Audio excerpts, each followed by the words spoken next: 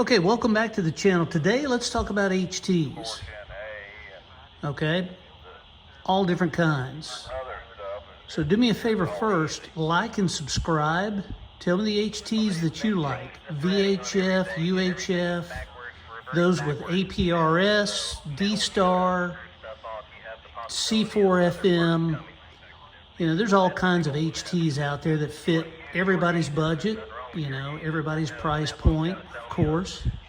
And let me know down in the chat. I want to know what you think. What are your favorites? Look, they're all great.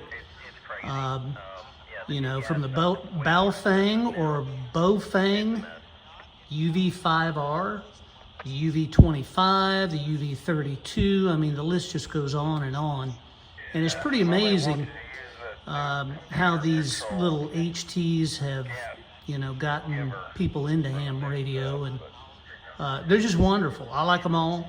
I have several UV5Rs. I have UV5RXs, and, you know, again, you have all the different numbers, right? So, in terms of my favorites, some newer, some, you know, kind of classic, if you will, that are sort of rare, that don't exist.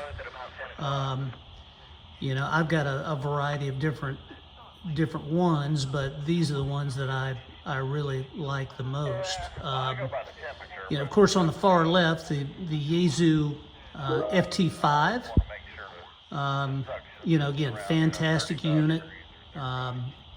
You get APRS, you got GPS on the unit, and it, you know, works great. Fantastic unit. You do a lot of different things with it. The Baofeng UV25, again, very heavy unit, bulky, but it works well also. VHF, UHF. Now, obviously, this one is 2 meter 440 and 220, which here in the U.S. is obviously still used fairly regularly on an analog basis. You know, don't forget about transverters too. I mean, there's a lot of transverters out there that you can use with HF radios. In fact, any HF radio with more or less dial-a-watt, if you will.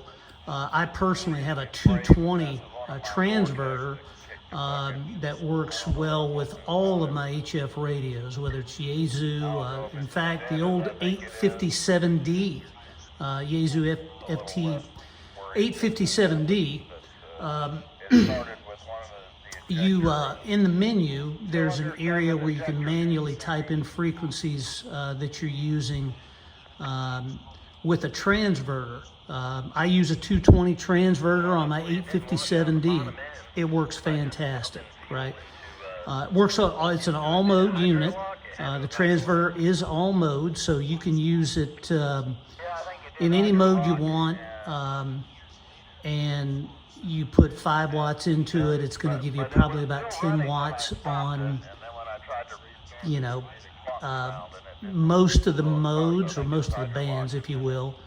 And then on sideband, it's probably going to give you about 12 watts. But those are great as well. And I'll have more on those later, because those I want to share with you as well. So UV25 is here. Great radio. Nothing wrong with it. I mean, they're fantastic, you know. To each his own. They all work well, okay? And they're designed to do, and they do exactly what they're supposed to do, okay? This is an old one.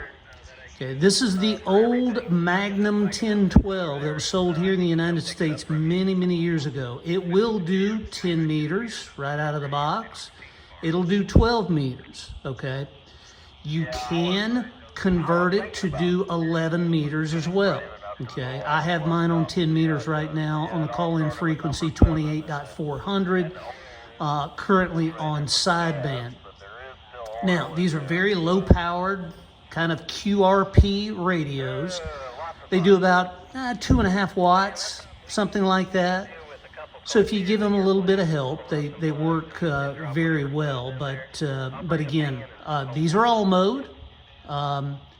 And that's something that's hard to find anymore. It's, finding an HT. Now, what I'm waiting for is Lab 599 to come out with the TX500MP, okay, which will be more or less a pack radio, all right, that will give you a lot of different features. I think it's supposed to have a tuner in it, things like that. So that's the Magnum 1012, okay. Now, over to the ICOM ID52 Plus. This is the 60th anniversary version. This little HT is built like a tank. It's all aluminized, anodized aluminum, rather. It's a fantastic radio. You get D-Star. You don't get APRS. You don't get some of the other things like you do with the Yaesu over here, but fantastic radio. Absolutely love it as well. So you do get GPS also in the ID52 Plus, and wonderful radio. Really kind of more or less a high-end HT. Now this is also a classic. I absolutely love this radio. I'll never get rid of it for any reason. And that's going to be the Kenwood FT6 or FH or F6 rather. I call it the F6. Okay, tri-band, 2 meter, 440, and 220. But you can also listen to HF on this little unit, shortwave. There's a lot of things you can do with this on the receive end. So that's what makes this a great little radio. And of course, I have a signal stick on top of this one as well. And then the TID radio with the little hyped up firmware on the far right over here. Great budget radio. The TID radios are fantastic. But like I said, I have many other HTs. I just thought I'd pull out the ones that are, kind of my favorites, among favorites, if you will. But they're all fantastic. And again, I have the Baofengs. I have a lot of the other HTs as well. But I like to go to these quite a bit. Sometimes just for listening. And then sometimes, obviously, to take on a trip with me, or a camping trip, or something like that. Airband is accessible on some of these as well. So that's always a neat thing to have. So tell me down in the chat, what do you think? What are your favorites? I want to know. Please share and tell me why. You enjoy the radios you enjoy. Really appreciate you stopping by. Again, like and subscribe.